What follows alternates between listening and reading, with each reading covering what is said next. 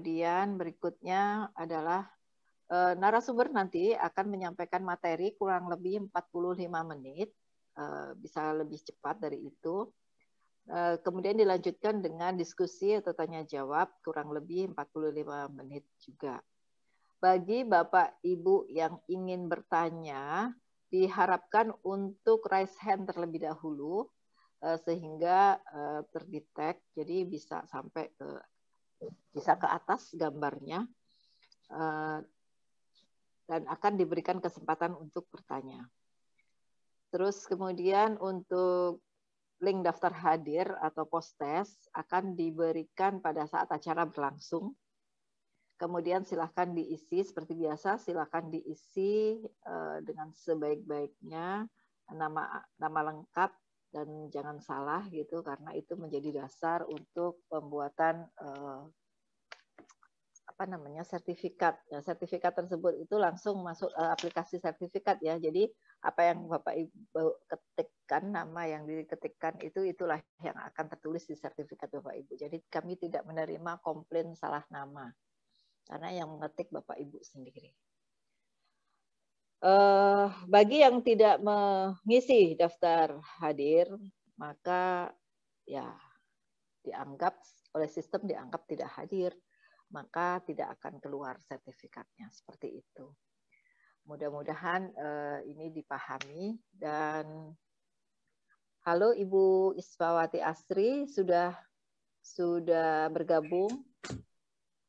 Ya, selamat siang Bu Ami. Selamat siang Ibu. Oke, terima kasih sudah bergabung di tengah-tengah kita. Ini sudah pukul 12:32 menit, 13:33 menit. Akan kita segera mulai ya Bu. Sebelumnya saya akan perkenalkan terlebih dahulu narasumber kita. Beliau adalah Ibu Isfawati Asri, Ibu Dr. Isfawati Asri, biasa dipanggil Ibu Ari gitu. Sehari-hari beliau berkantor di Kementerian Agama, terutama di Pusdiklat Tenaga Administrasi Kementerian Agama. Namun beliau juga seorang praktisi ahli komunikasi dan menjadi dosen di beberapa perguruan tinggi swasta. Ada berapa perguruan tinggi Mbak ngajarnya di sana? Berapa ya? Banyak lumayan. Nggak kehitung. Oke, jadi pengalaman beliau di komunikasi itu sudah berpuluh-puluh tahun. Gitu. Mudah-mudahan kali ini bisa memberikan sedikit ilmunya ya, kepada kita bersama. Saya juga masih belajar bagaimana cara berkomunikasi yang baik. Oke, untuk selanjutnya saya serahkan waktunya kepada Ibu Ari untuk memulai. Silakan Bu. Ya. Bismillahirrahmanirrahim. Assalamualaikum warahmatullahi wabarakatuh. Waalaikumsalam warahmatullahi wabarakatuh. Selamat siang, salam sejahtera untuk kita semua. Om Swastiastu, Namo Buddhaya, salam kebajikan. Senang sekali saya bisa berhadapan dengan Bapak dan Ibu yang tentunya sangat expert ya di profesi ini, dan kita senantiasa bersyukur kehadirat Allah Subhanahu wa Ta'ala, Tuhan yang Maha Kuasa, bahwa kita dipertemukan di forum yang terhormat ini untuk saling berdiskusi berkaitan dengan komunikasi efektif, khususnya untuk pengelola pengadaan. Saya akan mengawali terlebih dahulu penyamaan persepsi, karena menurut ilmu yang pernah saya pelajari, apabila kita ingin berkomunikasi, harus disamakan dulu persepsi ataupun kondisi level mindset kita terhadap apa yang akan kita diskusikan pada hari ini. Bapak dan Ibu sekalian, izin untuk share screen terlebih dahulu.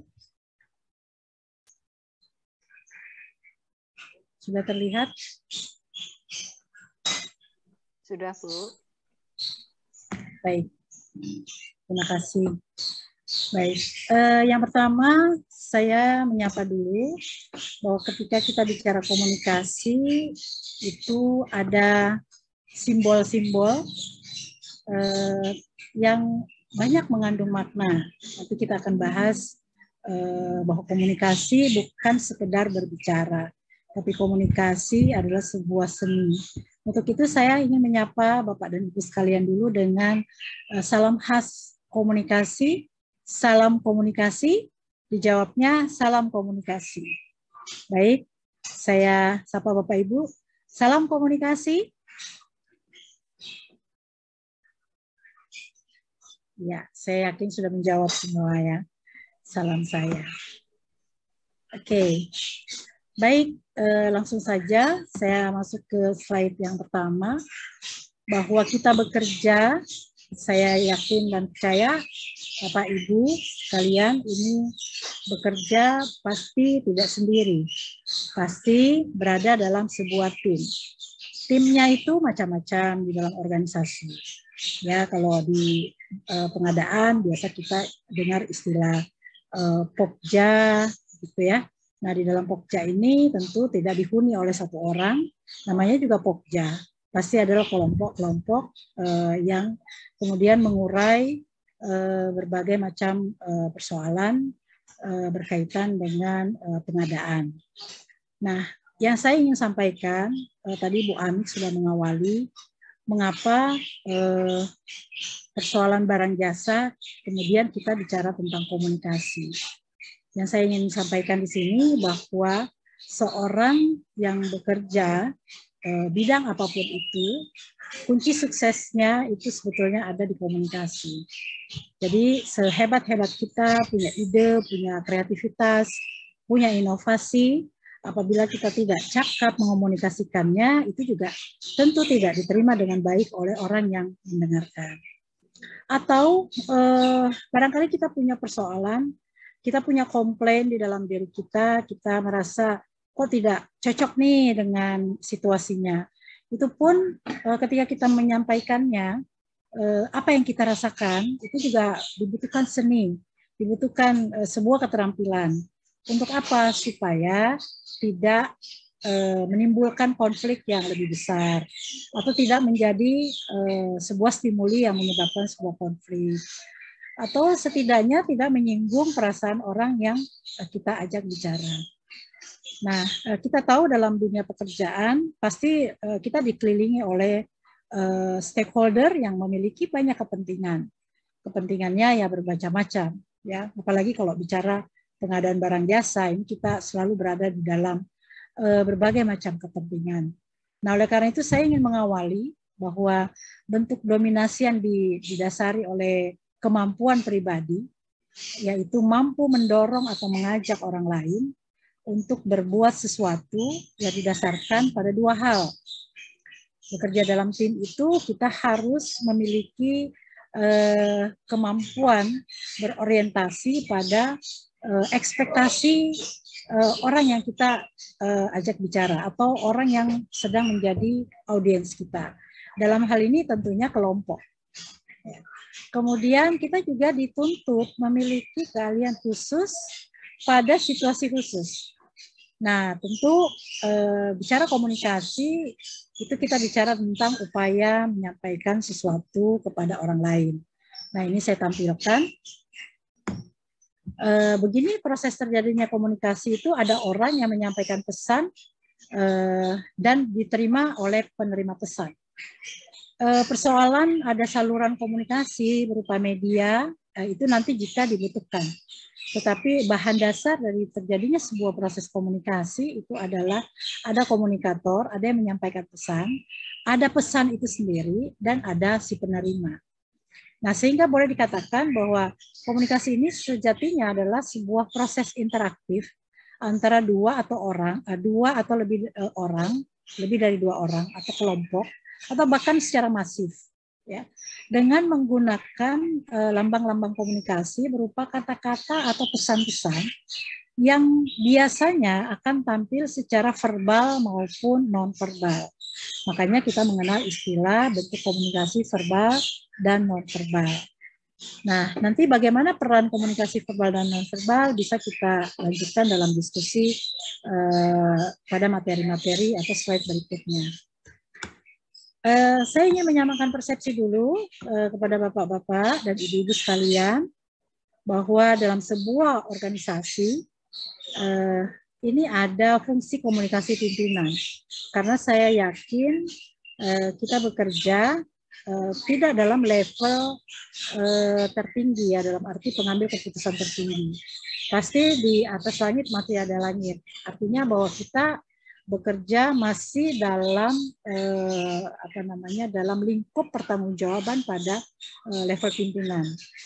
Nah, agar berhasil kita harus tahu dulu fungsi komunikasi pimpinan dalam organisasi, yaitu fungsi informatif, fungsi regulatif, fungsi persuasif, dan fungsi integratif. Yang ingin saya sampaikan bahwa apabila kita mengetahui fungsi-fungsi komunikasi pimpinan, maka kita sedikitnya bisa membedakan kapan pimpinan kita ini bicara dengan kita itu adalah sebuah informasi. Kapan ini pimpinan kita sejatinya sedang menyampaikan sebuah regulasi. Dan kapan pimpinan itu sedang berusaha merangkul kita, berusaha membangun hubungan yang baik dengan komunikasi-komunikasi persuasif. Dan kita bisa mengetahui bahwa dalam sebuah forum tertentu, bahwa pimpinan kita ini sedang menyampaikan informasi berkaitan dengan regulasi dan berupaya untuk mempengaruhi kita. Mempengaruhi kita dalam tanda kutip di sini bisa saja mempengaruhi untuk melakukan sesuatu atau tidak melakukan sesuatu. Nah, jika ini terjadi, maka pimpinan kita sejatinya sedang menjalankan fungsi-fungsi komunikasi integratif. Nah, termasuk apakah gaya komunikasinya formal ataukah informal. Ya, saya sering melihat, mendengar, ya bahkan kadang-kadang terlibat juga di dalam sebuah kegiatan komunikasi informal yang justru itu biasanya lebih efektif daripada komunikasi formal. Ya, misalnya mungkin kalau kita sering berhadapan dengan beberapa kanan misalnya ya, kalau bapak-bapak semua berada di profesi yang berkaitan dengan pengadaan, itu biasanya kalau rekanan itu mungkin datang ke kantor kita secara formal, bertemu, ya mengadakan rapat, meeting, kemudian berbicara tentang pekerjaan secara formal. Namun tidak jarang kemudian ada rekanan yang merasa belum puas ketika komunikasi formal dilakukan. Maka seringkali mereka mengajak berjumpa, bertemu di luar jam kerja.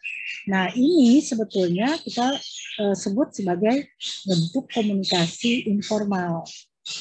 Nah, nanti tinggal bagaimana menyikapi misalnya apabila komunikasi-komunikasi informal ini bertentangan atau tidak sejalan dengan komunikasi formal yang memang sudah digariskan oleh lembaga kita atau kantor kita. Kemudian sekarang kita bicara dulu komunikasi efektif. Apa itu komunikasi efektif? Kalau saya berbicara, Bapak berbicara, atau mendengarkan, karena komunikasi itu bukan hanya kepandaian berbicara, tapi juga kepandaian untuk mendengarkan. Nah, ketika saya berbicara, seperti sekarang ini dihadiri oleh kurang lebih 100-an orang ya, 100, di sini tercatat ada 168 orang. Tentu apa yang saya sampaikan ini akan dipersepsi oleh 168 orang. Ya. Nah, ini biasanya dipengaruhi oleh faktor internal, faktor eksternal. Boleh jadi ada noise itu karena ada hambatan-hambatan. Nanti akan saya tampilkan hambatan-hambatannya. Kemudian ada faktor internal, misalnya faktor dari dalam diri kita. Jam segini bulan puasa biasanya ada godaan mengantuk. Nah, ini bisa menjadikan komunikasi menjadi tidak efektif. Atau mengikuti jalannya pembelajaran, jalannya diskusi, tetapi ada yang buka kamera, ada yang tutup kamera. Ini juga akan berbeda komunikasinya, keefektifan komunikasi. Nah, kita sama-sama menyampaikan persepsi dulu. Komunikasi efektif ini adalah pesan yang diterima dan dimengerti. Jadi bukan hanya diterima, dimengerti, dan dipahami. Sebagaimana yang dimaksud oleh orang yang menyampaikan pesan.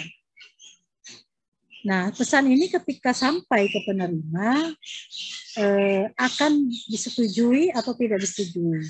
Jika setuju, akan dilakukan tindak lanjut. Dan apabila tidak disetujui juga akan dilakukan tindak lanjut. Tentu tindak lanjutnya akan berbeda. Nah, disebut efektif apabila tidak ada hambatan yang berarti ketika kita menindaklanjuti sebuah pesan. Jadi pesan komunikasi ini, Bapak Ibu, bukan keluar serta-merta dari mulut kita. Bukan serta-merta terdengar oleh telinga kita. Bukan serta-merta terlihat oleh mata kita, tapi sejatinya komunikasi yang terjadi pada diri seorang manusia itu adalah yang terjadi mulai dari internal. Kalau bahasanya itu peralatan rohania kita itu sudah merancang komunikasi itu. Bahkan ketika kita misalnya, mohon maaf, saya ingin menyampaikan sebuah pesan, tapi pesan ini agak tendensius, ya. Atau katakanlah saya ingin menipu, gitu ya, ingin merayu seseorang sehingga dia menggolkan keinginan saya. Nah, ini itu sudah terancang dari dalam diri kita. Jadi kalau ada orang yang katakanlah menginginkan, Pak, tolong dong tender saya dimenangkan, tenang deh, nanti saya kasih komisi 2% misalnya. Itu bukan hanya dari mulut, Bapak Ibu, tetapi itu dari nilai-nilai keyakinan yang ada dalam diri seseorang. Jadi nilai-nilai yang dianut oleh seseorang itu akan menghasilkan produksi pesan yang berbeda. Misalnya kalau nilai-nilai yang dianut bahwa pada dasarnya kan manusia ingin bahagia, ya. Tidak ada manusia di muka bumi ini yang tidak ingin bahagia. Pasti ingin bahagia. Kita bekerja siang malam atau orang yang hanya diam di rumah, itu tujuannya adalah untuk mencapai kebahagiaan. Nah, kebahagiaan yang mana yang kita ingin dapatkan? Tiap orang berbeda. Ada yang ingin bahagia di dunia, maka di akhirat dia lupakan. Ada yang ingin bahagia di akhirat, maka urusan dunia dia tidak peduli. Nah, yang ideal tentu kita ingin bahagia lahir batin dunia akhirat. Nah, kalau kita memiliki keyakinan itu, maka produksi pesannya juga akan keluar bahwa kita ingin bahagia di dunia, maka kita tentu menginginkan pekerjaan dan menghasilkan sesuatu yang bisa membahagiakan kita. Tapi kemudian dikontrol oleh kebahagiaan setelah dunia, kebahagiaan akhirat, bahwa kalau saya menghasilkan sesuatu dengan cara yang curang, maka tentu bisa dipastikan di akhirat akan tercatat sebagai perbuatan buruk. Yang tentu itu akan menjadi tidak menguntungkan kebahagiaan saya di akhirat nanti. Ya, itu tergantung keyakinan kita. Nah, oleh karena itu jangan heran apabila suatu hari Bapak Ibu akan menjumpai pola-pola komunikasi yang bertentangan dengan hati nurani. Itu hal yang biasa. Tapi persoalannya adalah bagaimana kemudian kita menyikapi orang jahat sama kita, atau kita harus juga menyampaikan pesan-pesan yang jahat. Nah, tentu tidak harus seperti itu. Nanti kita akan sampai ke sana. Nah, ini gambar kira-kira proses komunikasi yang berhasil. Artinya ketika Bapak Ibu menyampaikan sebuah pesan, Bapak Ibu bercerita atau menyampaikan sebuah ide pada atasan atau justru memberikan arahan kepada bawahan, yang berhasil itu adalah ketika Bapak Ibu menyampaikan A dan sampai di orang per orang ini adalah A. Bukan B, bukan C, bukan A-, A+. Tetapi A yang sampai dipersepsikan, dipahami itulah A. Walaupun pada akhirnya persepsinya pada awalnya mungkin berbeda, tetapi endingnya komunikasi yang kita lancarkan ini adalah A dan diterima oleh A. Contoh misalnya, hari ini saya mau pergi berbuka puasa di sebuah kafe. tolong bantu saya untuk diantarkan untuk saya sampai ke kafe itu. Komunikasi yang efektif adalah Bapak atau Ibu mengantarkan saya ke kafe. Jalannya seperti apa? Pakai mobil, pakai Grab, baik pakai Grab car atau pakai beca, itu biasanya dipengaruhi oleh lingkungan internal. Tetapi yang pasti Bapak memahami bahwa saya akan diantar ke kafe tersebut. Jadi tindak lanjutnya Bapak, Ibu mengantarkan saya ke kafe. Itu berarti komunikasi saya berhasil. Tapi ketika saya bilang, Bapak, Ibu, saya mau ke kafe, bagaimana caranya supaya saya sampai ke sana? Apakah ada yang bisa mengantarkan saya? Pukul 6 saya sudah harus sampai di sana. Dan Bapak ramai-ramai menawarkan dalam arti, Ibu berkenan nggak kalau saya antar? Kalau saya bilang berkenan, tapi Bapak tidak mengantarkan, itu berarti komunikasinya tidak efektif. Mendapat respon iya, Bapak Ibu mengangguk iya, mengiyakan iya, tetapi tidak sampai pada tahap eksekusi saya tiba di kafe yang saya maksud. Padahal komunikasi saya ingin diantarkan ke kafe itu. Nah, karena saya tidak diantar, maka saya boleh mengatakan komunikasi saya belum berhasil. Karena saya pada akhirnya tidak sampai ke kafe itu. Nah, tentu di sini ada banyak persoalan yang muncul. Mungkin itu bisa kita diskusikan karena setiap orang pasti akan memiliki perbedaan dalam pengalamannya. Nah, yang perlu juga kita sampaikan ini di awal tentang komunikasi verbal dan non-verbal. Komunikasi verbal itu sejatinya adalah body movement, face, gerak-gerik, mimik gitu ya, plus voice tone. Ya. Jadi kalau verbal itu murni kata-kata yang terucap. Itulah komunikasi verbal. Bisa tulisan, bisa lisan. Tapi kalau non-verbal itu dari gerak-gerik, mimik, ekspresi, termasuk juga tinggi, tempo, tone kita bicara. Itu masuk dalam komunikasi non-verbal. Nah, dari sini kemudian dibagi 3 secara psikologi ya. Bahwa ada 3 V yang Bapak Ibu mesti perhatikan ketika berbicara dengan siapapun. Dengan rekanan, dengan pimpinan, dengan anak buah, atau sekalipun misalnya dengan tamu yang baru kita kenal. Yaitu yang pertama, siapkan ada secara psikologi itu adalah visual. Visual tampilan Bapak dan Ibu. Bagaimana Ibu Bapak bisa meyakinkan itu ditentukan 55% dari visual kita. Tampilan dari ujung rambut sampai ujung kaki. Tentu tampilan tidak melulu bicara tentang busana, tetapi tampilan dari ekspresi, dari postur, dari gesture, itulah tampilan. Ekspresi ketika Bapak Ibu mulai berjumpa dengan seseorang, Bapak Ibu tersenyum, itu ekspresi, itulah visual. Dan 55% membuat komunikasi menjadi efektif. Kemudian Bapak menyapa, Ibu menyapa. Assalamualaikum. Ini juga ada tone-nya, voice tone-nya. Assalamualaikum. Akan berbeda ketika bilang Assalamualaikum. Assalamualaikum. Nah, itu namanya non-verbal. Tapi dilihat dari sisi vokalnya, V vokal. Maka ketika Bapak Ibu sedang berbicara, itu boleh juga mengontrol tone-nya, nadanya, temponya, dan lain-lain. Katakanlah misalnya, Bapak Ibu sekalian, selamat pagi. Pada hari ini saya akan mencoba untuk memimpin rapat dan Bapak Ibu sekalian saya minta untuk. Nah, kalau datar seperti itu dan tidak ada titik koma, maka jangan berharap komunikasi efektif 38%. Itu tidak akan pernah terjadi. Tapi kalau Bapak Ibu merencanakan komunikasi dengan baik, bagaimana Bapak Ibu menyapa, Misalnya ada berapa orang di ruangan ini? Oh, Muslim semua. Oke, kalau Muslim semua cukup ucapkan Assalamualaikum. Itu juga bagian dari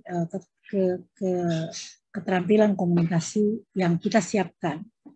Nah, verbal, kata-kata, ternyata hanya 7%. Selama ini kita selalu mengatakan bahwa kita udah banyak ngomong, saya udah bicara, saya udah ngomong, tapi nggak pernah didengarkan. Saya udah pernah bicarakan, tapi tidak pernah direspon. Pertanyaannya adalah, jangan-jangan Bapak, Ibu hanya mengeksekusi komunikasi Bapak, Ibu melalui words saja, kata-kata saja. Nah, itu tingkat keberhasilannya tentu di bawah presentasi yang kita inginkan. Hanya 7% tingkat keberhasilannya. Itu pun kalau clear, jelas, tujuannya jelas. Tetapi kalau tidak clear, itu pun berkurang dari 7%. Nanti bisa kita diskusi, saya next dulu. Kalau begitu, bagaimana ya cara mengelola komunikasi efektif? Nah, ini adalah beberapa beberapa indikator ya, beberapa dimensi yang harus kita kelola. Yang pertama, kita riset dulu, Pak, Bu. Kita riset dulu. Riset itu artinya kita melakukan fact finding. Kita kumpulin data dulu. Siapa sih komunikan saya? Saya ini nanti akan ketemu siapa? Rekanan ini tuh dia udah punya pengalaman berapa puluh tahun dia bergerak di dunia barang jasa. Pimpinan saya ini sebelum menduduki posisi ini, apakah memang dia sudah expert di bidang barang jasa atau tidak? Jangan-jangan dulunya sama sekali tidak pernah bersinggungan dengan barang jasa. Ini harus kita kenali dulu karakteristik komunikan kita. Para ahli komunikasi selalu memberi nasihat, ya, memberikan advice bahwa kalau kita ingin berkomunikasi, yang pertama jangan pernah lakukan pertanyaan atau jangan pernah menjawab pertanyaan saya mau ngomong apa ya. Itu adalah strategi yang keliru. Oh, nanti saya mau ketemu Bu Ami, nanti saya mau ngomong ini sama Bu Ami. Itu sesuatu yang keliru. Tetapi yang perlu kita jawab terlebih dahulu adalah, saya mau ketemu Bu Ami. Bu Ami ini tipe orang yang seperti apa? Pengalamannya gimana? Latar belakang keluarganya seperti apa? Pendidikannya bagaimana?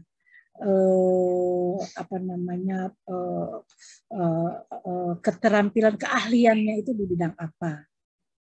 Nah, kalau sudah tahu, oh ternyata Bu Amik ini sangat expert di dunia pengadaan barang jasa. Maka ketika kita tahu, maka kita bisa menyusun pesannya. Bahwa orang-orang yang berada biasanya yang punya pengalaman di dunia seperti ini, itu tipe orang yang rasional. Jadi kalau terlalu banyak basa-basi, biasanya nggak suka. Gitu. Misalnya kalau saya bilang nanti seminggu lagi mau Lebaran, terus kalau Lebaran itu biasanya kita akan menyiapkan ABCD. Orang-orang yang rasional dia akan mengatakan, udah poin aja deh, mau minta berapa, butuh duit berapa, dananya minta berapa. Nah, jadi tentu dengan banyak berbahasa-basi itu tidak pas, tidak cocok.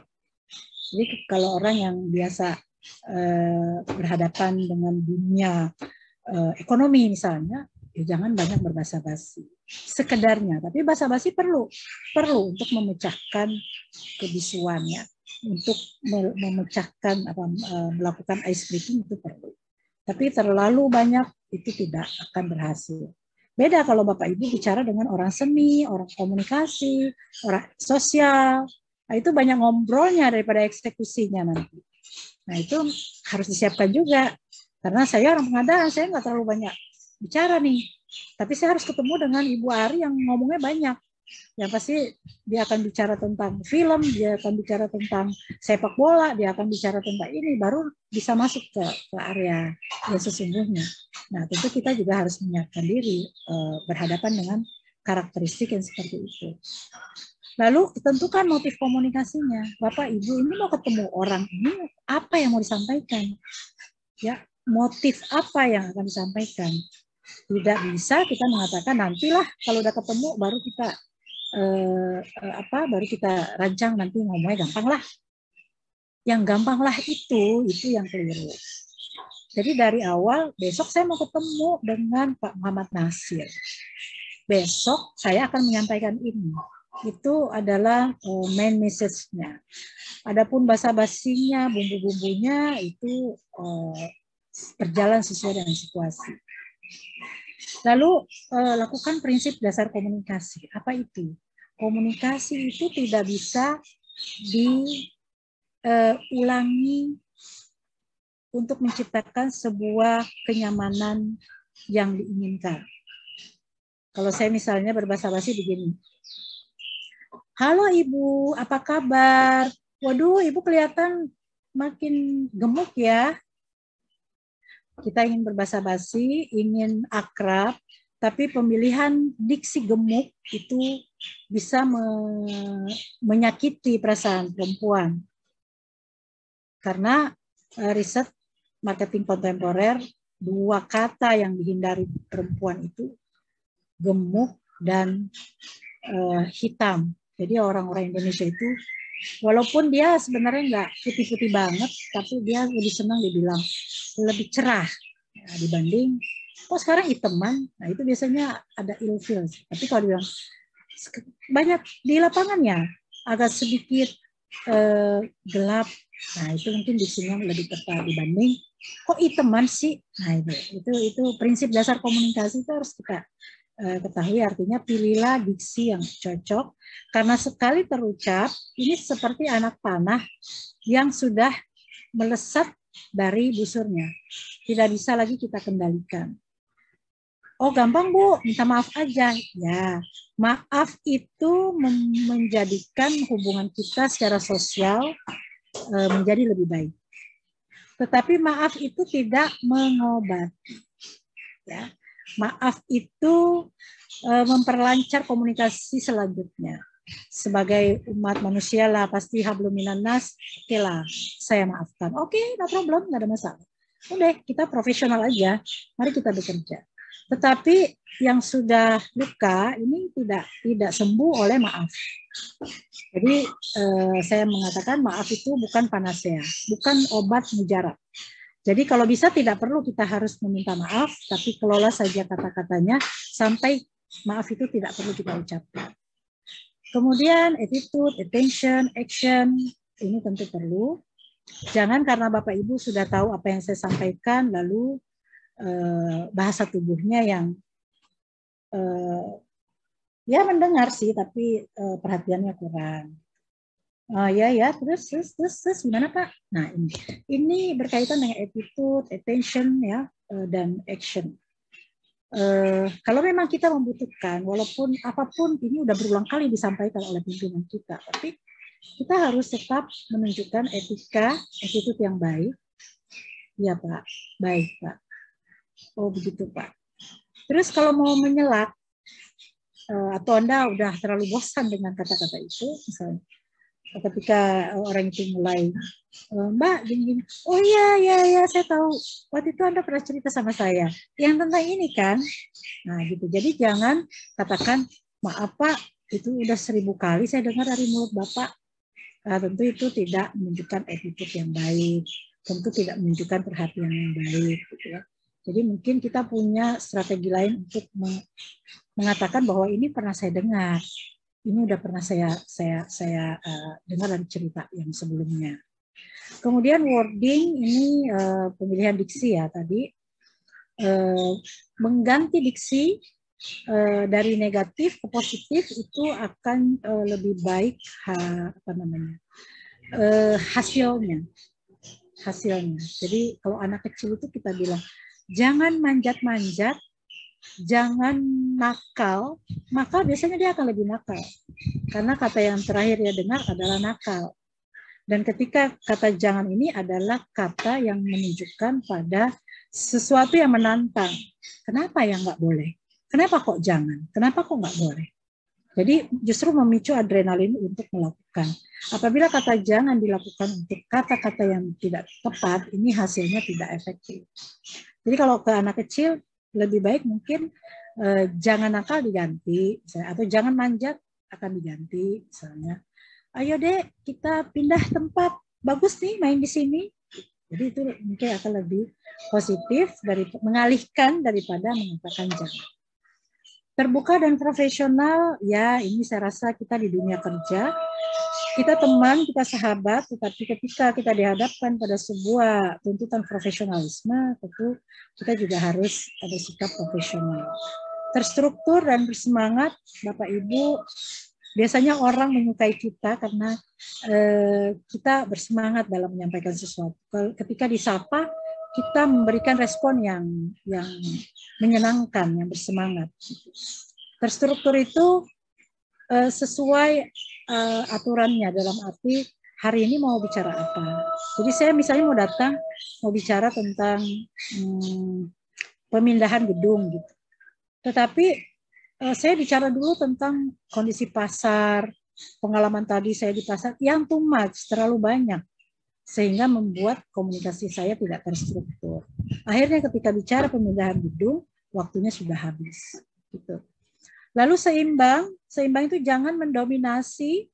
Saya tahu Bapak Ibu mungkin punya banyak perbendaharaan kata, punya karakter yang kuat, sehingga kadang-kadang kita lupa menyeimbangkan komunikasi kita. Kita lupa bahwa orang lain juga punya motif komunikasi terhadap diri kita. Jadi harus diatur sedemikian rupa. Kemudian ubah suasana komunikasi, ini yang saya bilang tadi, mungkin komunikasinya terlalu formal, bisa kita ubah menjadi informal atau non formal sekalipun.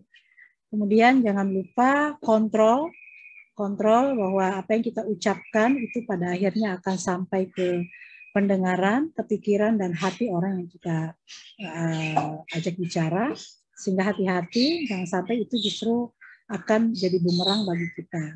Dan yang terakhir, melibatkan pesan verbal secara terintegrasi dengan non-verbal. Ya, jadi tangan, mata, ekspresi, bahkan kalau lebih ekstrim lagi tuh ada yang namanya jarak intim. Jarak intim itu seseorang yang sangat dekat itu akan terlihat dari jarak dia berkomunikasi.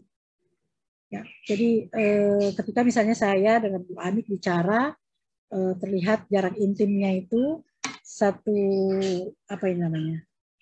jari gini, satu tangan ya. Nah ini adalah jarak intim. Tetapi pasti tidak bisa saya lakukan pada orang lain yang baru kita kenal. Jadi kalau so akrab, kemudian kita deket-deketin badan dan sampai pada jarak intim, ini biasanya akan membuat risih orang lain, kecuali kita memang sudah sangat akrab. Seperti itu. Nah ini kurang lebih sama ya, effective communication skill. Kita lakukan observasi dulu, kemudian tujuan yang jelas. Cuma mungkin di sini ada penambahan mengenai bahwa tujuan kita itu harus jelas dan jangan lupa kecerdasan emosi harus kita tingkatkan. Selebihnya mirip. Oke. Bapak Ibu, kita harus paham apakah saya atau ke orang yang kita ajak bicara itu punya gaya komunikasi agresif, asertif, dan pasif. Jadi kita tidak bisa mengatakan oh, orang itu kok dominan banget. Memang itulah gaya komunikasinya. Orang itu diem banget ya, ngomong sekali aja. Itu gaya komunikasi, berarti dia tipe orang yang pasif. Dan ada orang yang sudah bisa menyeimbangkan, dia bisa mengontrol, saya kayaknya udah kebanyakan ngomong, maka saya harus berbagi pada orang lain. Nah itu berarti kita pada taraf asertif. Nah yang ideal ini adalah pada taraf asertif. Mau ngomong juga mau dengar. Kemudian bisa memahami kekurangan orang lain. Ini di tahap. Jadi kalau asertif itu gini, kita bicara dengan orang lain itu temperamen. Terus kalau ngomong keras, kencang gitu, mungkin membuat kita tidak nyaman. Tapi kita berusaha untuk memahami, oh oke, levelnya dia sama saya beda. Kalau saya levelnya di sini, oh berarti beliau ini levelnya di sini. Oke, nggak masalah. Disitulah kecerdasan emosi bermain. gitu. Jangan ikut juga menaikkan tone suara, jadi karena nanti akan seperti orang ribut gitu ya, seperti orang berantem. Atau justru kita ketemu orang yang pasif, orang yang kita udah pancing bermacam-macam gitu, tapi agak mengalami kesulitan juga berkomunikasi, ya kita yang harus memahami, bukan menuntut. Jadi seorang komunikator itu lebih banyak memahami daripada dia banyak menuntut. Jadi kita nggak bilang, aduh Bapak itu pasif banget sih, sama sekali nggak bisa ngomong. Justru itu tuntutan buat kita, bagaimana kita meningkatkan keterampilan, bisa berkomunikasi dengan orang yang agresif, dan bisa mengendalikan agresivitas orang ini, dan kita bisa berkomunikasi dengan orang yang pasif, yang bisa memancing dia bicara lebih daripada biasa. Nah, apa yang harus kita lakukan? Yang pertama, karena ini berkaitan dengan kecerdasan emosi, maka kita akan bicara tentang respect. Apapun gaya komunikasi orang yang lawan bicara kita harus menunjukkan sikap bahwa kita respect. Respect itu tidak harus menjawab. Kita bisa tersenyum, bisa mengangguk, bisa menunjukkan perhatian, pupil mata dilebarkan, pupil mata disempitkan. Itu adalah bagian dari bagian kecil dari kita memberi respect pada orang yang bicara. Kemudian kita berusaha untuk empati. Empati itu kalau saya jadi dia, pasti saya juga kayak gitu. Ya, kalau saya orang yang temperamen, pasti saya juga gayanya kayak gitu. Jadi kita harus berempati. Nah, supaya apa? Supaya kita pelan-pelan bisa menerima dulu lawan bicara kita. Kita membiasakan diri dengan lawan bicara kita. Nanti pada kesempatannya kita akan menunjukkan komunikasi dengan gaya kita, bukan dengan gayanya mereka. Ya, tapi beda dengan diksi. Kalau diksi kita bisa memilih sesuai dengan gaya komunikasi. Audible harus bisa menjadi pendengar yang baik. Dan tentu ini humble. Kalau ada orang yang nyombong-nyombongkan diri, ada yang kelihatannya sabar, senyum, baiklah, oh ya.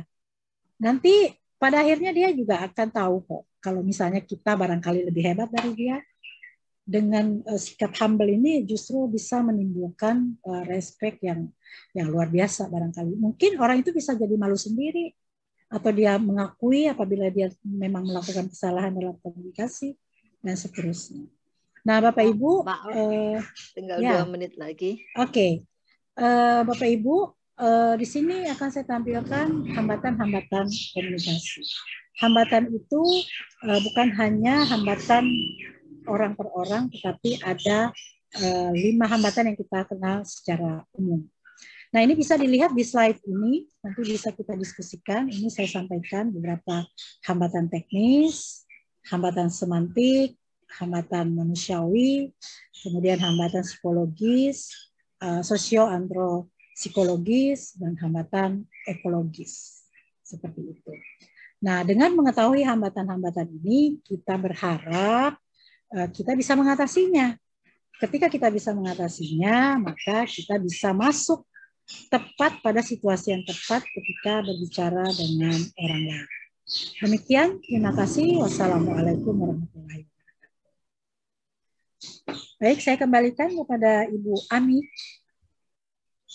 Waalaikumsalam warahmatullahi wabarakatuh. Terima kasih Mbak Ari atas ilmunya yang sudah dibagikan pada kita. Ternyata banyak sekali yang perlu kita ketahui tentang bagaimana kita berkomunikasi yang efektif. Mungkin sekali waktu kita memang perlu mempraktekkan apa yang sudah disampaikan Bu Ari tadi, supaya kita bisa berkomunikasi dengan baik dengan siapapun. Oke, untuk selanjutnya saya memberikan kesempatan kepada Bapak dan Ibu yang ada di sini untuk bertanya, sehingga komunikasinya menjadi lebih efektif juga gitu. Apa yang ingin ditanyakan dan seterusnya, atau mungkin punya pengalaman dalam mengkomunikasikan tentang pengadaan di lapangan sehingga ternyata nggak nyambung gitu. Kita maunya seperti ini, ternyata yang diterima seperti itu. Loh, kok jadinya kayak begini gitu. Nah, mungkin ada seperti itu. Oke, silahkan. Ada? Boleh silakan raise hand terlebih dahulu.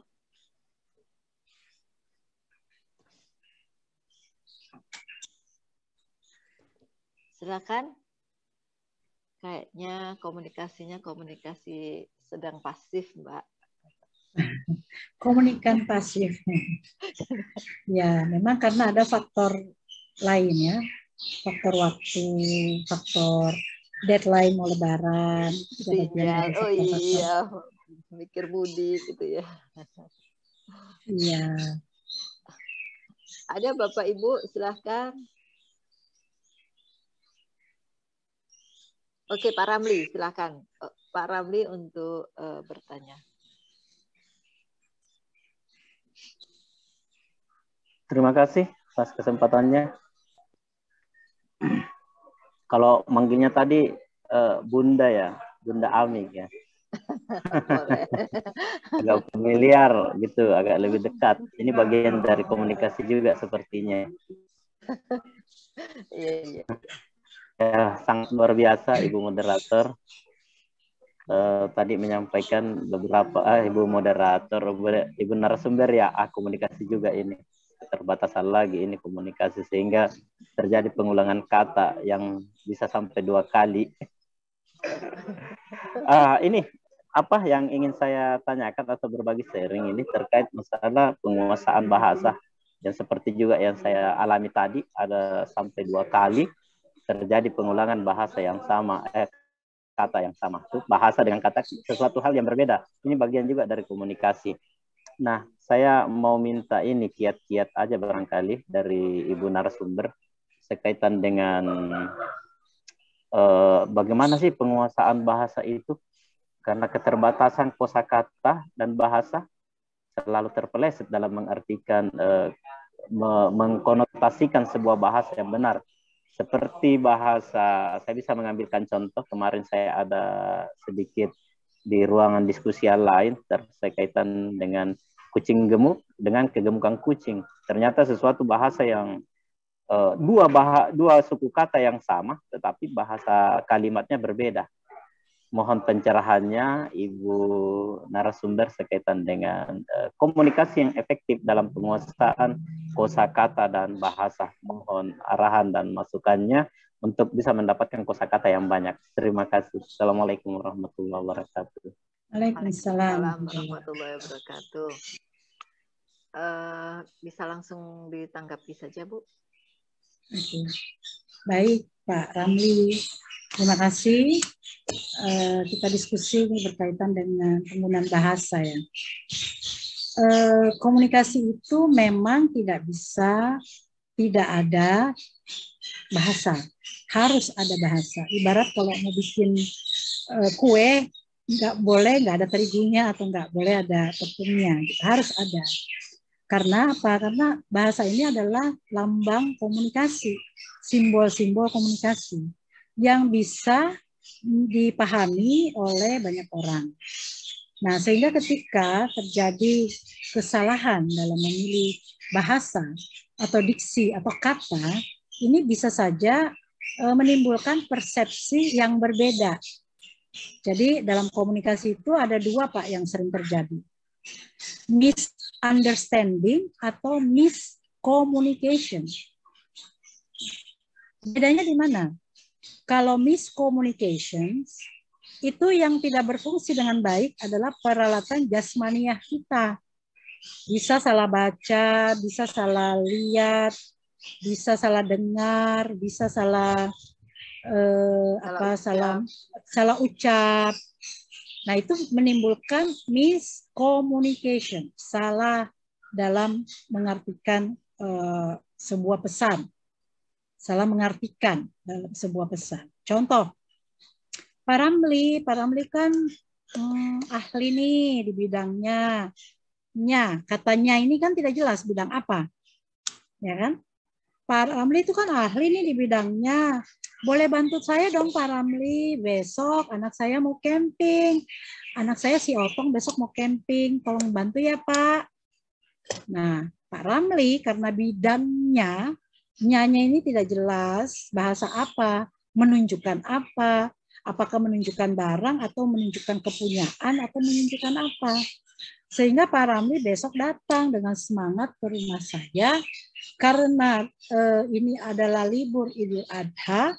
Bapak, peralatan rohanianya bekerja, hati nuraninya bekerja, ya kan? Kemudian motif komunikasinya muncul. Oh, ini hari raya, berarti Bu Ari mau potong kambing. Datanglah ke rumah saya membawa golok atau pisau untuk memotong kambing. Padahal saya bilang si Otong mau camping. Tapi yang Bapak lakukan adalah mau potong kambing. Nah, ini namanya miscommunication. Gitu. Kenapa? Karena ada kesalahan yang terjadi dari peralatan jasmania kita, panca indera terutama. Nah, kalau misunderstanding itu karena peralatan rohanianya yang tidak berfungsi dengan baik. Apa itu? Ya itu tadi keyakinan, nilai-nilai, falsafah hidupnya. Kemudian sampai ke akal budi itu bekerja secara simultan untuk menghasilkan satu kata, satu bahasa. Nah, bagaimana nih supaya kita itu merasa kita hebat? Hebat itu dalam arti kita bisa punya banyak teman dari banyak kalangan, dari kalangan atas sampai kalangan bawah, kita kok enjoy saja berkomunikasi. Nah, tentu harus punya banyak perbendaharaan kata, perbendaharaan pengetahuan. Nah, itulah tadi yang saya sampaikan bahwa harus observasi dulu. Harus riset dulu. Nah, riset tentu bukan penelitian yang panjang, bukan. Tetapi sekedar mengetahui latar belakang acara di mana saya harus datang.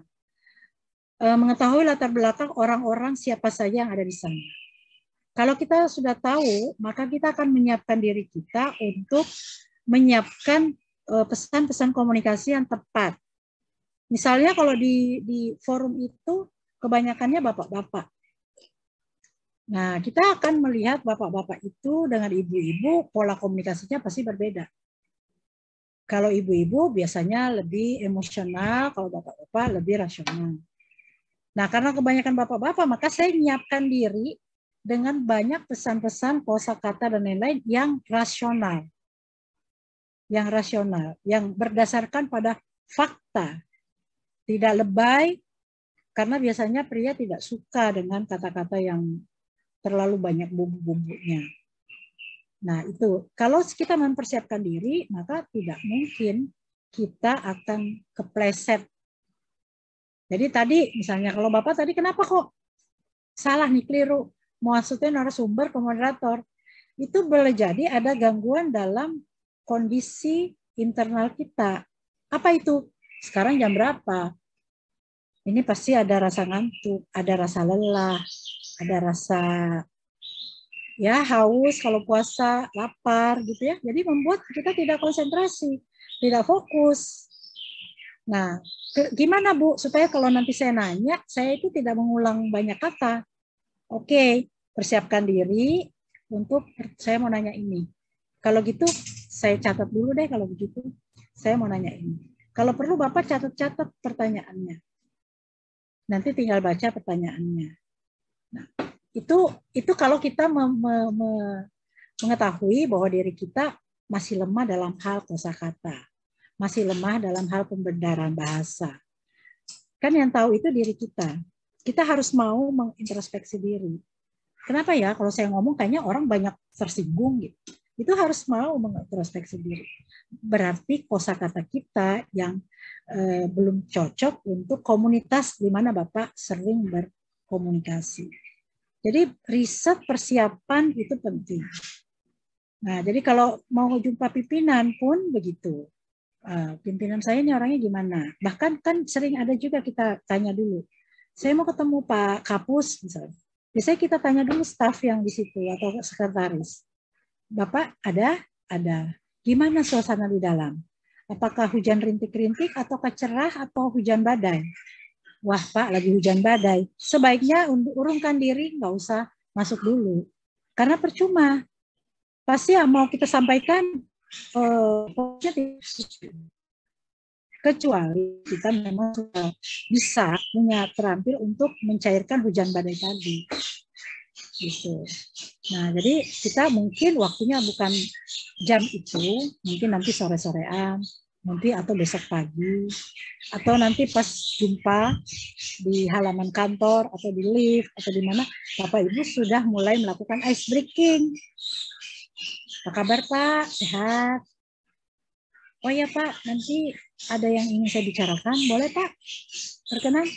Oh iya ya, oke datang aja. Nah itu namanya sudah diawali, dimulai. Tapi kalau belum ada ice breaking di awal, tiba-tiba Bapak mau masuk, tanya dulu pada orang yang ada di situ situasinya. Atau mungkin sekarang kan ada jaringan WhatsApp, gitu ya Pak ya.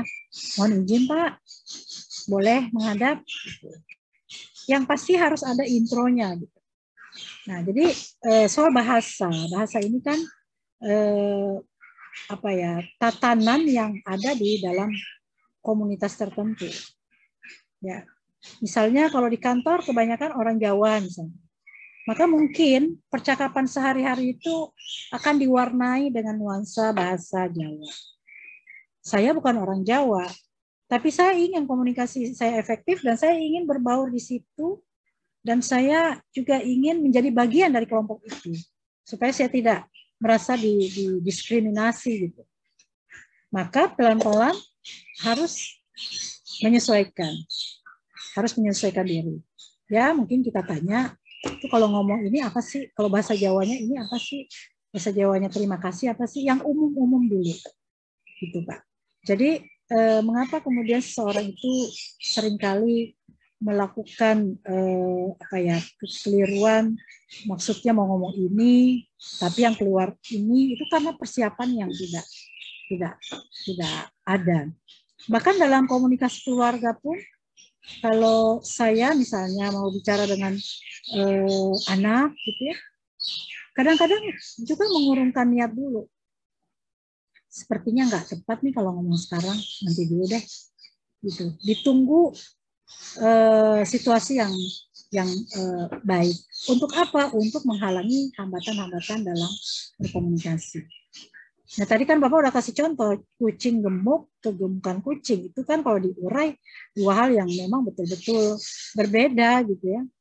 Prosesnya aja berbeda gitu. Boleh jadi pengerjaannya pun berbeda. Prosesnya itu pasti berbeda. Begitu mungkin Pak Ramli yang bisa saya sampaikan. Ya yang pasti Pak kalau mau banyak teman, artinya kita bisa masuk kemana-mana. Satu, banyak baca, itu sih pasti ya. Karena dengan membaca itu kita menambah kosakata, itu udah pasti. Kemudian bergaul dengan orang-orang yang memang kita merasa kita bisa belajar dari orang itu. Ya misalnya Bapak di kantor nih, boleh nggak mengidolakan seseorang? Mengidolakan dalam arti, saya kalau dengar dia ngomong, saya senang nih. Dia punya banyak perbenaran kata. Itu seperti penyakit menular, Pak. Komunikasi ini seperti penyakit menular. Kalau Bapak sering-sering itu akan tertular. Gaya bahasa kita, gaya bicara kita kadang-kadang biasanya sampai sejauh itu tertular. Nah, tinggal kita mengontrol untuk jadi diri sendiri, tentu ya kita punya cara penyampaian yang gaya kita sendiri, tidak mengikuti gaya orang lain. Tapi kalau diksinya, kosakatanya itu biasanya akan bertambah sendiri dengan lingkungan kita. Tapi kalau kita di lingkungan pasif ya kita yang tadinya sudah di level tertentu itu bisa menurun. Jadi harus dibantu banyak baca, banyak nonton, ya Pak. Kalau di rumah nggak ngapa-ngapain ya nonton aja. Itu hiburan dan juga pembelajaran untuk menambah. Kadang-kadang kan ada kosa-kosa kata terbaru yang kita tidak update. Nah ini kan kita bisa dapat dari dunia media. Itu ya Pak Ramli. Ya, terima kasih. Luar biasa. Sama Pak. Ya, makasih ya Bu narasumber, izin sholat. Iya Bapak, silakan. Oke, selanjutnya mungkin ada lagi yang ingin bertanya.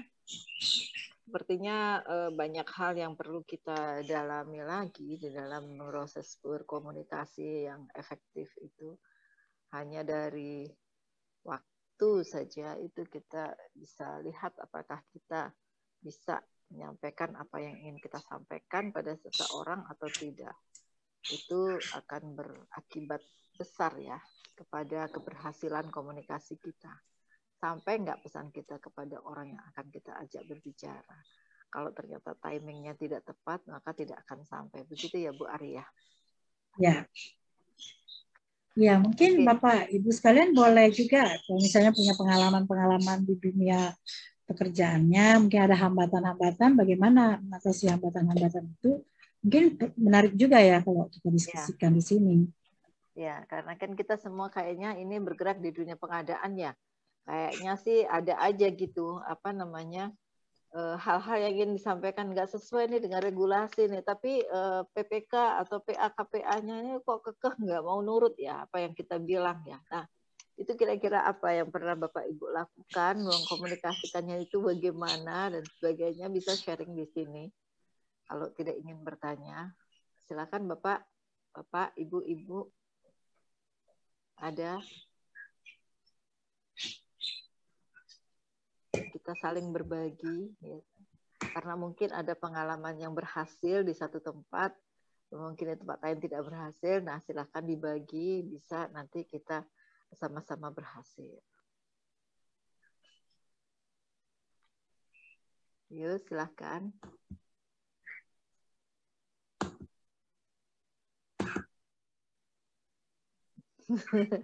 Mungkin seperti yang dibilang Bu Ari tadi ya, disampaikan Bu Ari tadi ya, kayaknya ini orang-orang di dunia pengadaan ini kayaknya emang agak-agak silent di komunikasi mungkin ya. Mereka maunya straight gitu aja, langsung to the point gitu kali. Iya, tapi kan saya juga sering menemukan ya kasus-kasus kayak tahu-tahu jadi saksi, dipanggil polisi, bingung mau jawab apa, gimana. Sebetulnya kalau di polisi itu kadang-kadang bukan cuma kata-kata loh yang dinilai oleh polisi. Kita belum ngomong, dari gesture kita aja dia tiba-tiba menyatakan kita bersalah. Padahal itu hanya dari gesture kita doang ya. Belum kita ngomong gitu. Ya, jadi, minimal kalau ketemu auditor lah ya. Nah, jangankan polisi ya. Kadang auditor, karena saya dulu pernah di inspektorat. Jadi cerita teman-teman saya dulu gitu ya. Cerita teman-teman saya dulu itu gini.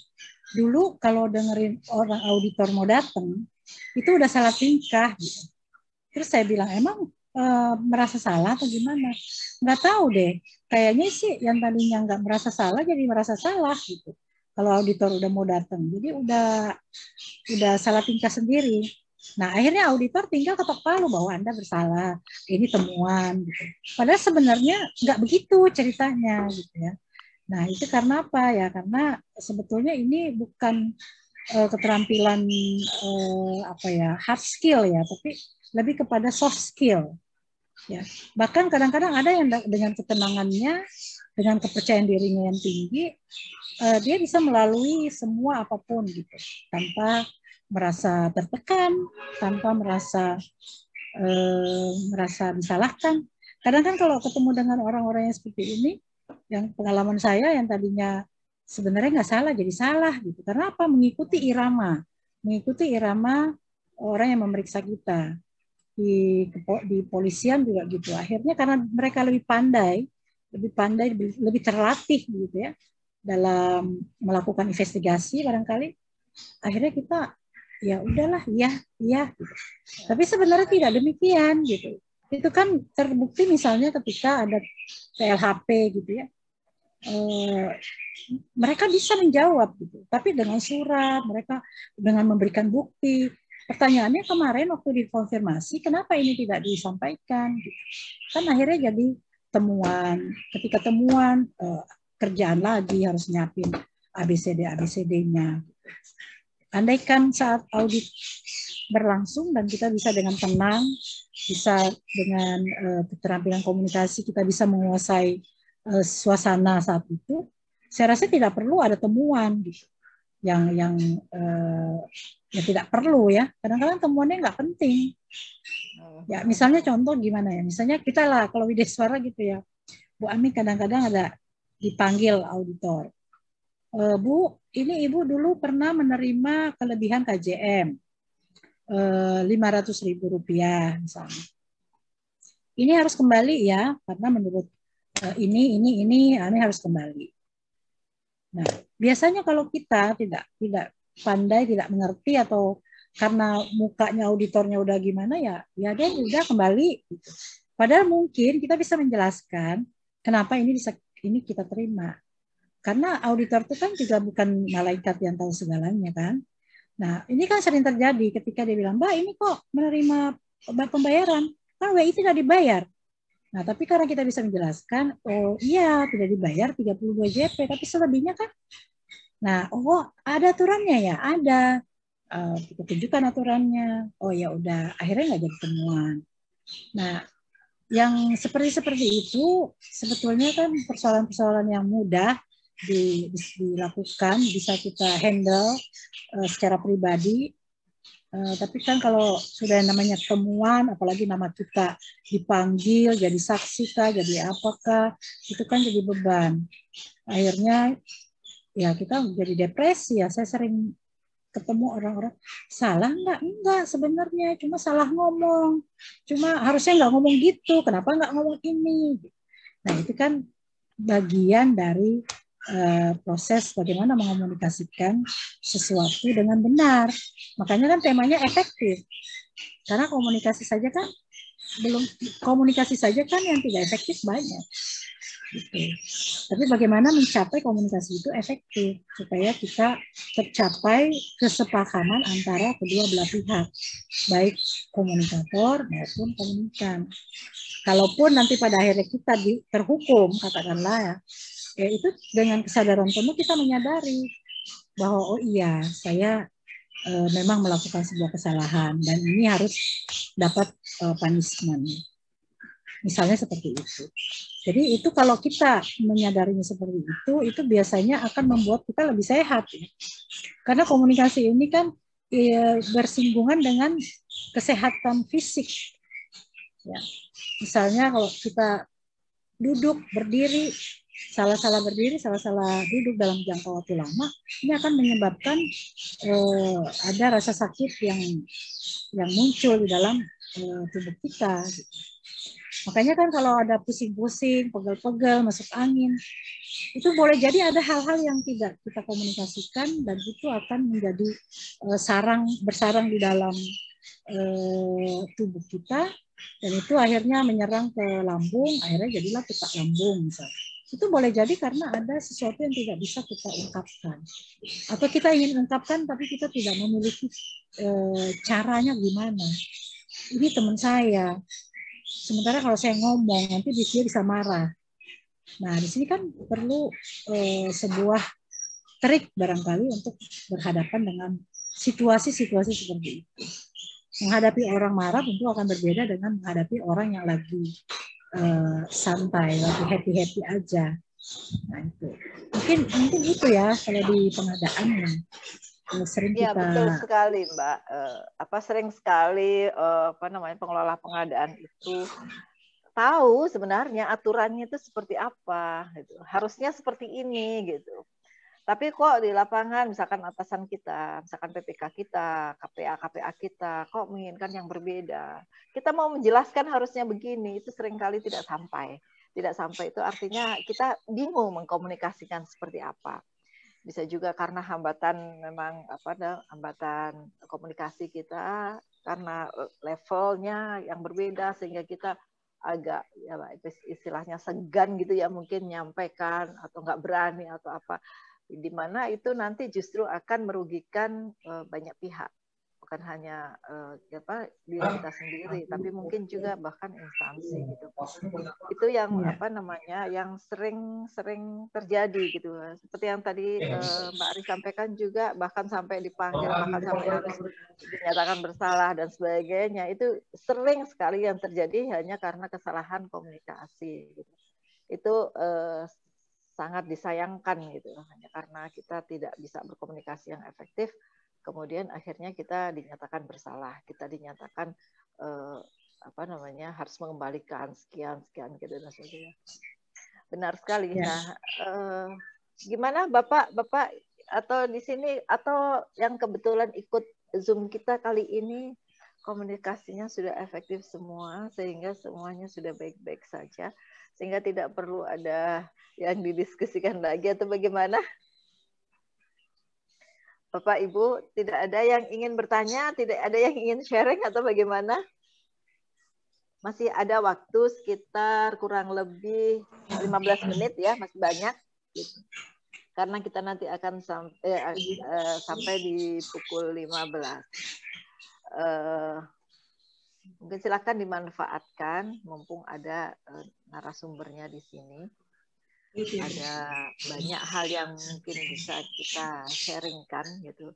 Atau mungkin ada harusnya bagaimana sih Bu kalau begini? Nah, mungkin ada yang berkonsultasi seperti itu silahkan. Karena Bu Ari ini juga tempat konsultasi banyak orang gitu. Kalau saya punya masalah begini mau ngobrol sama ini, gimana ya caranya menyampaikan? Nah, itu termasuk saya sih sebenarnya gitu. Saya kalau ada masalah apa gitu mau komunikasikan dengan siapa ini.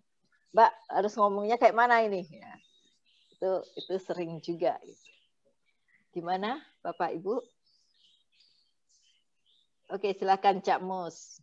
Cak Mustafa ini artis dari Jawa Timur, Mbak. Wow. Dari Surabaya. Artis road trip maksudnya. Artis juga. Silakan. Tapi tak buka masker biar kelihatan brengosnya.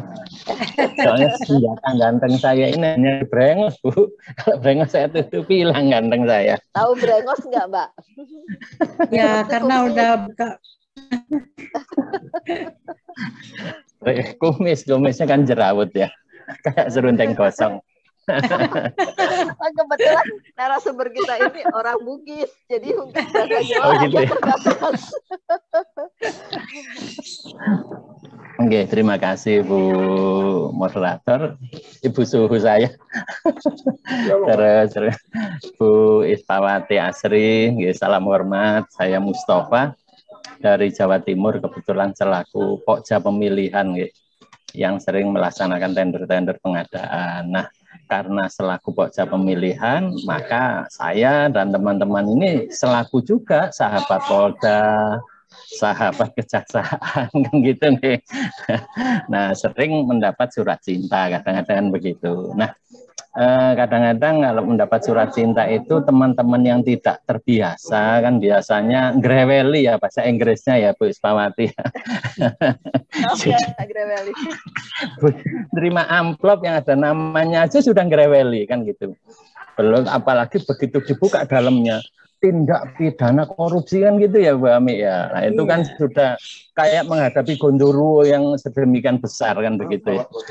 Gondoruo itu kayak sampean Pak.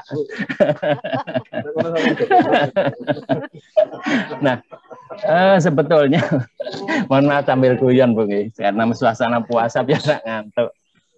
Nah, sebetulnya Bu Ispawati, mohon tips-tipsnya. Begitu kita masuk, mungkin pertama kali masuk itu, yang paling efektif itu bersikap dan berkomunikasi seperti apa, nggih, supaya mungkin kita ini pede ataupun apa ya Bu Ami. Pokoknya redeknya hilang lah. Ngadepinya itu bisa dengan santai, tenang. Artinya kadang-kadang karena gini, kita ini kadang tidak bersalah, tapi karena yang manggil itu Universitas Timbangan, kadang kan merasa berat duluan gitu, Bu Ispawati, Bu Ami. Nah itu yang efektif seperti apa? Kita bersikapnya harus seperti apa? Mungkin duduk seperti apa? Nah tata cara kita bertutur kata kalau menghadapi, karena Bu Ispawati kan mantan auditor juga nih. Nah sebetulnya yang paling tepat itu sikap dan gaya bahasa kita seperti apa gitu. Sebagai senjata kami barangkali ada surat cinta lagi lah dari sahabat Polda atau sahabat kejaksaan. Ya, terima kasih Bu Ispawati, mohon pencerahannya. Terima kasih. Baik. Langsung ya. Ya, yes, ya. Panggilnya Cak. Cak Mustafa, Cak Mus. Siap, Surabayaan. Oke. Gimana? Kalau lihat dari keartisannya Cak Mus kan, sebenarnya kalau pribadi Cak Mus ini udah nggak ada masalah kan sebetulnya ya. Artinya apa namanya, berinteraksi dengan teman-teman kita itu tadi ya, kepolisian, kejaksaan dan lain-lain ya. Itu kan dari namanya saja mengerikan. Kejaksaan, polisi gitu kan. Tapi kalau kita secara pribadi memiliki kepribadian seperti Cak Mus seperti tadi gitu ya, artinya sudah punya link pertemanan, saya rasa itu nggak ada masalah. Yang menjadi masalah adalah seperti yang disampaikan adalah teman-teman yang belum terbiasa nih, atau baru pertama kali gitu ya, baru pertama kali. Ya jujur sih sering kalau sering dengar pemanggilan seperti itu ya kita ngeri juga ya dipanggil polisi, kan kesannya gimana gitu ya. Nah tapi yang perlu barangkali kita harus menyadari sepenuhnya adalah satu, surat cinta ini adalah surat, bukan surat penangkapan kan gitu. Surat cinta ini adalah surat untuk melakukan klarifikasi, biasanya kan gitu ya, untuk diminta keterangan. Keterangan tentang apa? Ya tentu keterangan tentang sebuah pekerjaan. Nah, kenapa kita yang diminta? Karena ya kita pokjanya, atau saya PPK-nya, bisa jadi begitu. Atau saya yang memang mengurusi segala sesuatunya tentang proyek itu. Itu harus sadar dulu, kita sadar diri dulu, Pak. Nah, dengan sadar diri berarti oh iya, kita akhirnya ada yang namanya proses menerima bahwa kok saya.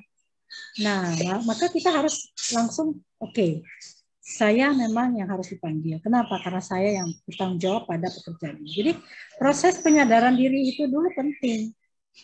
Kalau kita udah menyadari bahwa ya memang harus saya yang datang, bukan orang lain, maka kita akan pasti menyusun sebuah strategi komunikasi kan begitu. Nah, karena yang saya kerjakan ini adalah A, B, C, D, kemungkinan ada yang ngadu. Yang ngadu itu tentang ini, misalnya. Nah, jadi kita itu sebenarnya sudah bisa merangkai sebelum berhadapan. Bahwa saya dipanggil pasti akan ditanya ini, tanya ini. Kurang lebihnya kita udah bisa menduga-duga. Nah, dugaan-dugaan sementara kita ini, Bapak, ini bisa kita jawab. Kita buat tulisan. Malamnya itu besok mau menghadap kan. Jadi kayak kita mau ujian gitu. Karena kalau kita tidak siapkan, sebenarnya kita udah tahu nih bakal ditanya ini, tapi begitu datang tiba-tiba ditanya itu tanpa persiapan, itu psikologinya berbeda. Nah, tapi kalau seolah-olah kita sudah tahu, oh nanti kalau saya ditanya ini, saya udah punya jawabannya seperti ini. Intinya bahwa saya nggak boleh ngomong ini. Intinya yang harus saya bicarakan adalah ini. Nah, kalau sudah begitu, kita ada yang namanya frame. Frame ketika masih berhadapan dengan mereka, saya hanya ada di sini, di area di frame ini aja. Kita nggak mau keluar dari situ. Lalu, tidak semudah itu datang akrab, tos, halo apa kabar, apalagi di kantor polisi. Mungkin kita tidak bisa. Walaupun mungkin di balik layar kita akrab, tentu ada nilai-nilai yang tadi kalau dimensinya attitude.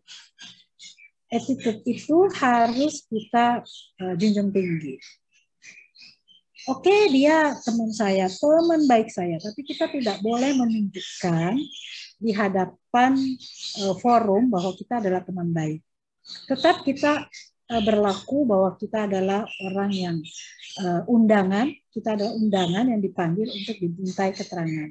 Jadi kita tidak boleh selengak-selengak gitu misalnya. Cak, iya kabarnya. Wah itu cincinnya. Nah itu yang keliru Pak kalau kayak gitu. Walaupun kita dekat, walaupun kita sangat dekat, teman kuliah bahkan, atau mungkin sahabat, apalagi baru kenal gitu ya. Nah ini harus kita junjung tinggi etika, attitude tadi. Kemudian attention.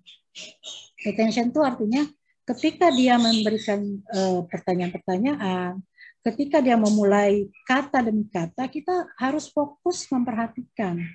Jangan sampai misperception di kita, akhirnya muncul jawaban yang juga miss. Jadi fokusnya. Kenapa kita harus punya attention yang tinggi? Karena itu tadi. Karena setiap kata mengandung makna. Apabila ada yang Bapak tidak mengerti, bisa diminta diulang. Izin diulang maksudnya apa yang poin ini? Ya. Karena apa? Karena supaya kita tidak terjebak.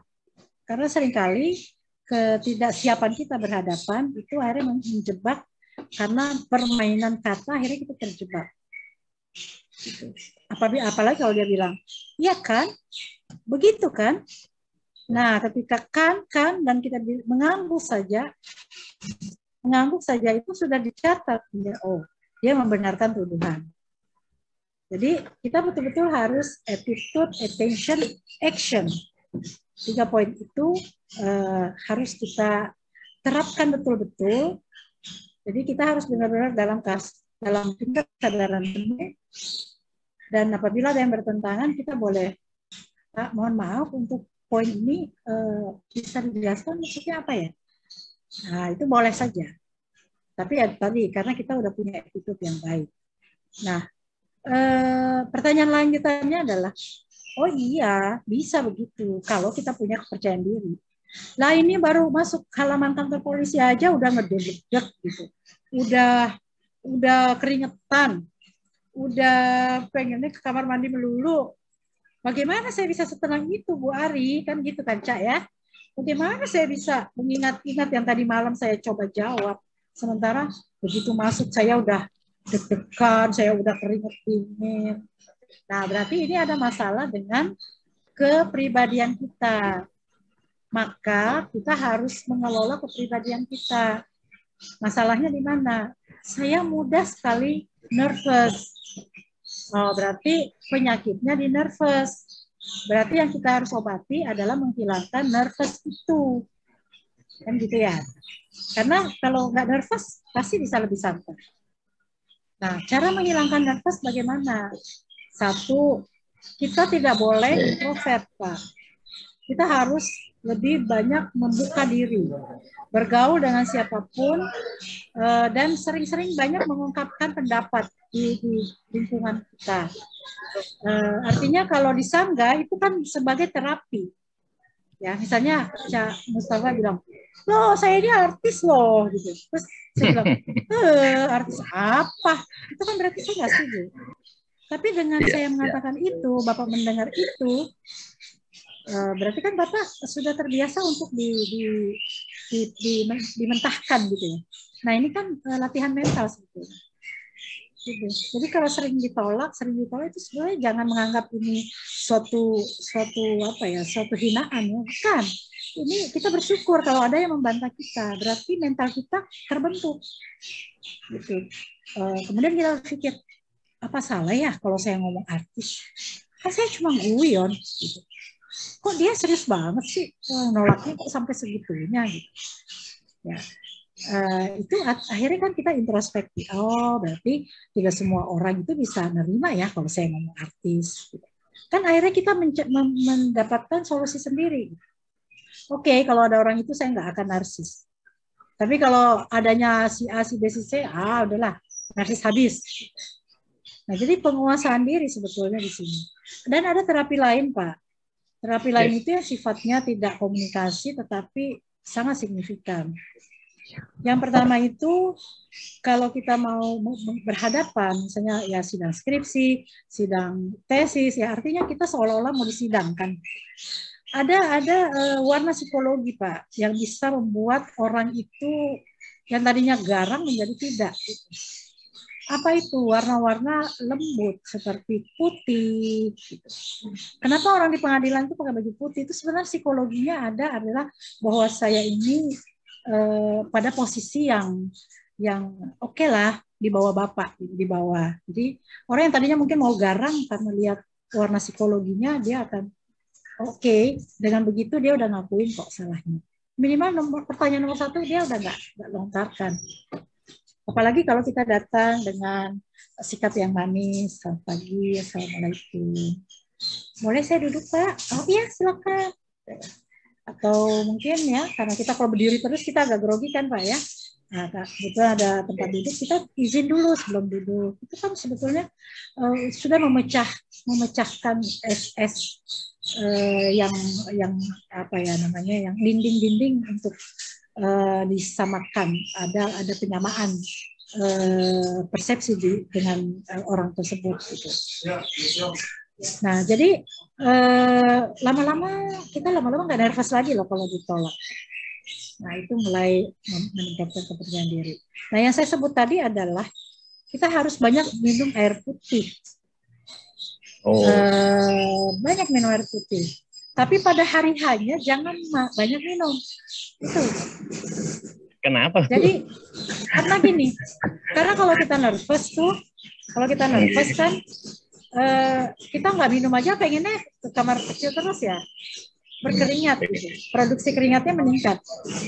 Nah, tapi kalau Bapak terus hari itu minum terus, produksinya akan meningkat dan itu tidak nyaman buat Bapak.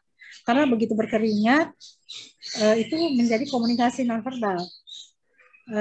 Orang yang akan mendakwa kita ini gitu ya, akan melancarkan pertanyaan ini akan mengatakan, "Wah, belum saya tanya dia udah berkeringat. Ini masih salah nih." Nah, itu kan sebetulnya hal-hal yang tidak perlu terjadi gitu. Oh dia udah gemeter, ini pasti salah ini. Gitu. Akhirnya kita diarahkan dan akhirnya kita iya. Bukan gitu kan Pak? Iya kan Pak? Sebenarnya kita bisa bilang tidak, tapi karena kitanya udah nervous, akhirnya ya sudahlah. Sering kali saya bertanya, kenapa kamu bilang iya? Kan tidak. Ya udahlah Bu, orangnya udah ngesek begitu ya, udahlah saya yain aja. Nah, itu tidak menguntungkan buat kita tentunya. Gitu. Jadi setenang mungkin, kalau kita tenang, kita pasti bisa menguasai diri dan kita bisa berpikir dengan baik. Ketika kita bisa menguasai diri, kita bisa menjawab atau menyampaikan pesan-pesan yang sepantasnya harus kita lakukan. Karena banyak komunikasi itu bukan menyampaikan apa yang kita tahu, ya, tetapi mengetahui apa yang kita sampaikan, itu persoalannya. Jadi kalau saya ngomong ini, kita udah tahu resikonya ini, konsekuensinya ini. Tapi kalau Bapak diminta, Bapak, apakah Bapak ada pada kejadian malam itu? Maka jawabannya ada atau tidak ada. Siap, ada Pak. Tidak perlu, ada Pak, masalahnya itu kan saya diajak sama teman saya. Nah, itu kan mengembangkan lagi. Ada Pak, siap. Gitu. Mohon maaf Pak, saya tidak berada di tempat saat kejadian. Itu selesai. Nggak usah Bapak terus ngomong. Nggak ada Pak, malam itu saya malah pergi loh Pak, ke mall, ke sini. Itu bisa jadi menjadi alibi baru. Gitu ya.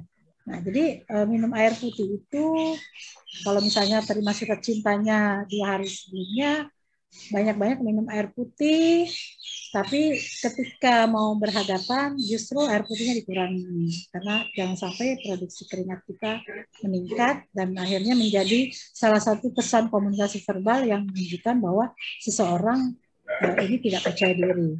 Seperti itu. Nah, syukur-syukur kalau kita orang beragama ya ditiup-tiup airnya gitu loh Pak, baca-bacain Fatihah gitu kan, nggak apa-apa. Fatihah 10.000 kali gitu ya Pak. Iya. Biar tenang. Aduh ini apa namanya diskusinya sebenarnya makin hangat. Ini ada 2 lagi yang raise hand, tapi mohon maaf ini sudah pukul 14.59. Sudah 30 detik lagi menuju pukul 15 gitu. Saya pesannya hanya sampai pukul 15. Mungkin sebelum ini ditutup, Pak Muji Santoso ada ingin menyampaikan sesuatu?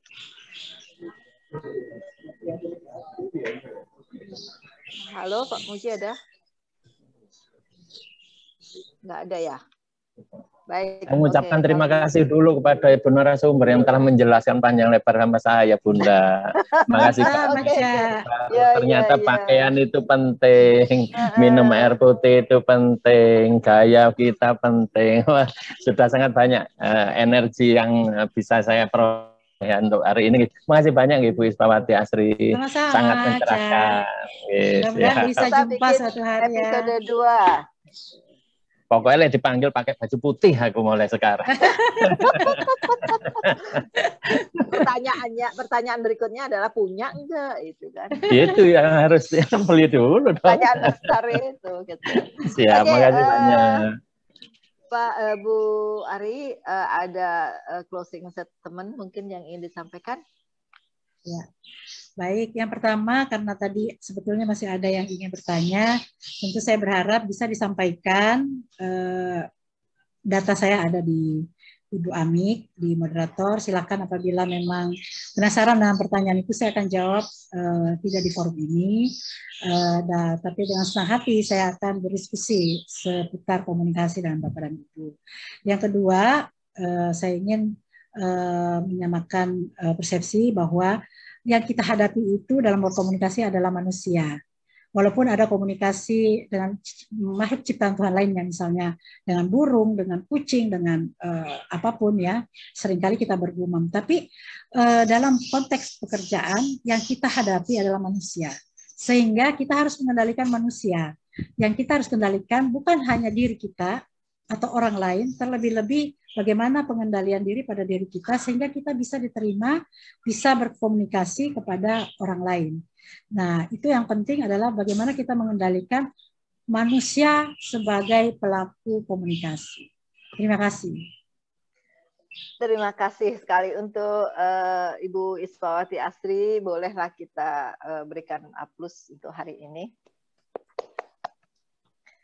Terima kasih sudah banyak sekali ilmu yang dibagi, meskipun saya tahu betul itu baru ilmu yang seujung kuku dari yang dimiliki oleh Bu Ari, karena masih banyak lagi yang bisa kita gali dari beliau. Mungkin nanti mudah-mudahan sih ada episode 2, episode 3 dan lain sebagainya gitu.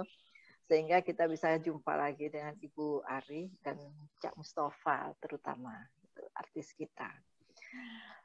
Baik, dengan demikian saya mungkin akhiri sesi kali ini. Terima kasih banyak sekali lagi kepada Ibu Ari yang sudah berbagi dengan kita. Terima kasih banyak untuk semua peserta Zoom kali ini yang sudah bergabung. Sampai jumpa lagi. Selamat menunaikan ibadah puasa bagi yang menjalankannya. Tetap jaga kesehatan dan wabillahi taufik wal hidayah. Wassalamualaikum warahmatullahi wabarakatuh. Waalaikumsalam warahmatullahi wabarakatuh. Terima kasih.